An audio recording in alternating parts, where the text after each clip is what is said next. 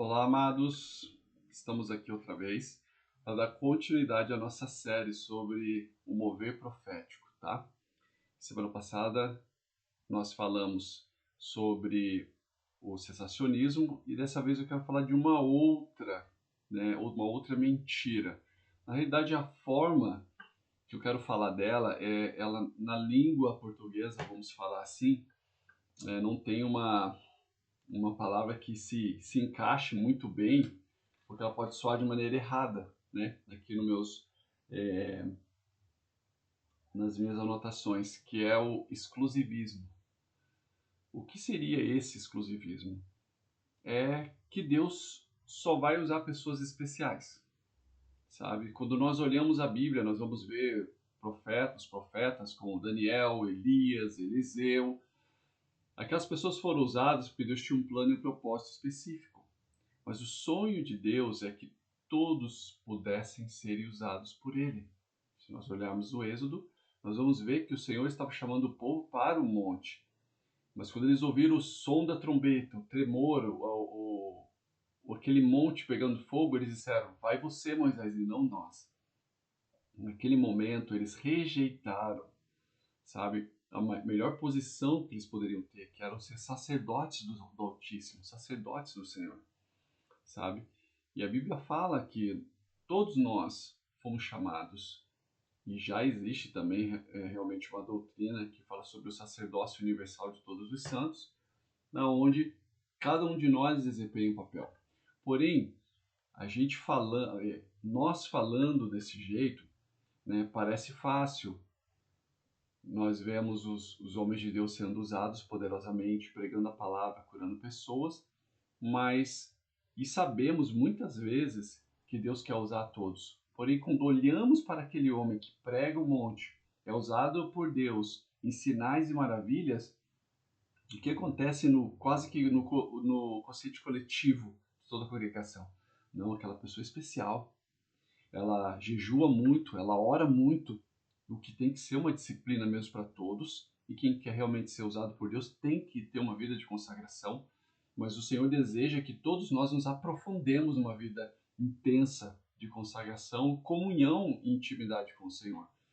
Porém, o que nós fazemos na prática é olhar esses homens ou transferir para eles a responsabilidade, para os nossos pastores, para quem está na liderança, nós transferimos para eles a responsabilidade de uma vida de santidade e testemunho e nos isentamos disso e continuamos a nossa vida longe de Deus, às vezes só se relacionando com Ele nos finais de semana, isso quando lembra, sabe? Vai ler a Bíblia só no final de semana, quando o pastor pede para abrir a Bíblia.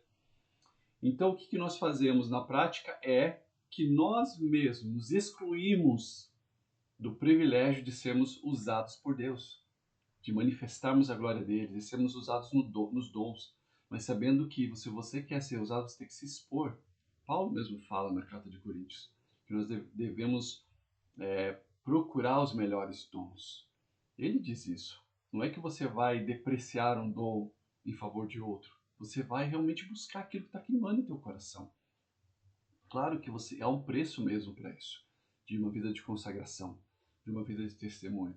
Porém, o que acontece é que muitas pessoas acham que são pessoas escolhidas por Deus, e sim, Deus escolhe. Porém, Deus deseja que todos nós participemos da glória dele, que nós possamos ser usados por ele poderosamente para tocar vidas, libertar vidas, restaurar vidas.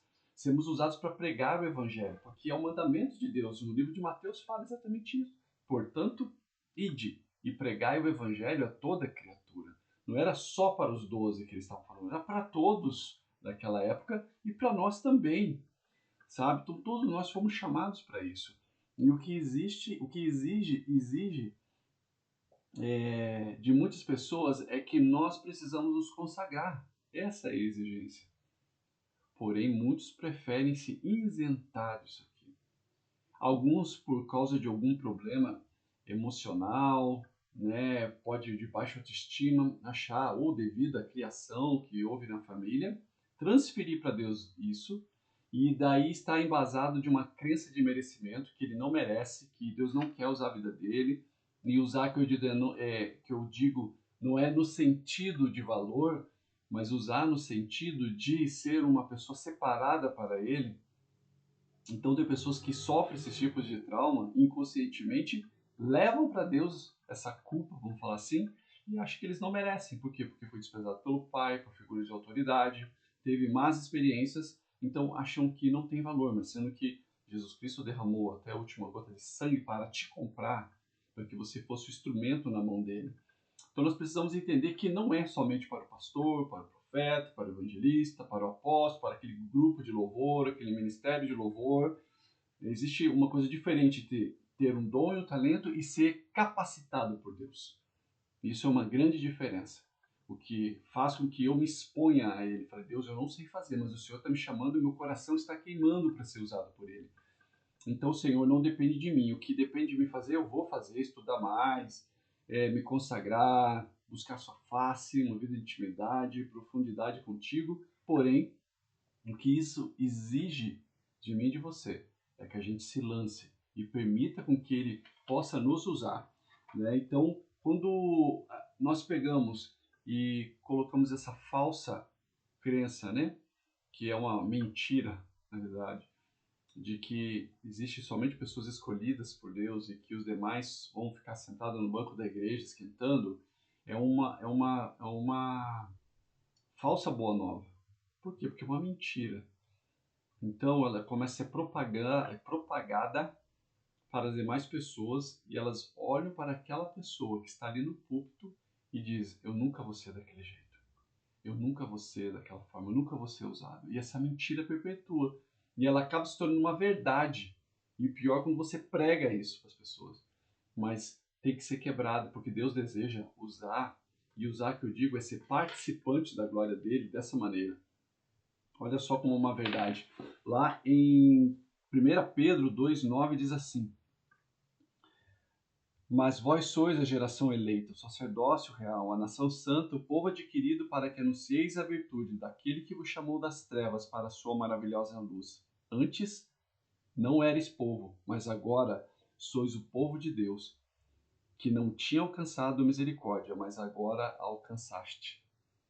Então, o que Deus quer? Ele quer usar a sua vida poderosamente para que você seja o instrumento dele para tocar e libertar vidas.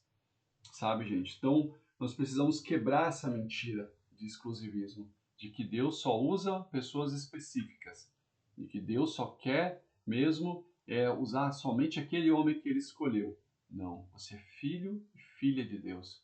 Então você precisa se colocar à disposição de Deus, dizendo: Pai, eis-me aqui, usa a minha vida.